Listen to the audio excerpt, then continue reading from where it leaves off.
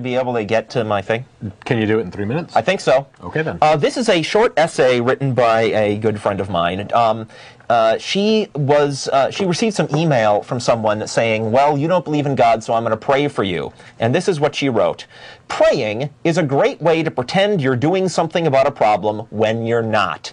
Sometimes that problem isn't even real, like this trumped-up problem that I don't bow down to a god. Prayer is an egotistical little fantasy that you have a magical friend who does your bidding.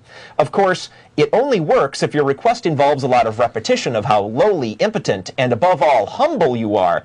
It usually includes some kind of flattery to the imaginary being. Oh, and let's not forget the polite disclaimer that excuses any failure of the prayer as a sign of some higher power at work. I don't want to be involved in someone's sick dominance and submission fantasy. That goes double if they're going to run around on internet forums crowing how important it is and how others should join them, and then claim it's for my sake. No thanks. I don't find it acceptable to excuse this kind of behavior on the grounds that the person praying meant well.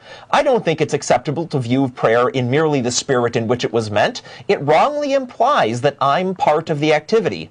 I'm not. I don't want them to masturbate to my picture either. If they meant well, whether they meant well is pretty much irrelevant.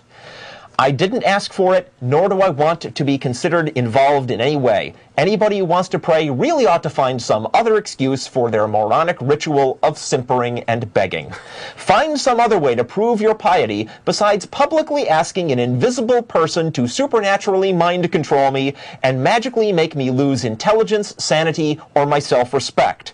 Long before I need a miracle to become a believer, that's about what it would take for me to become a theist. So, theists, please do not pray for me. I don't want to be forcibly associated with your religion, especially not in such a ridiculous and self-righteous way. I like that letter. I thought I'd share.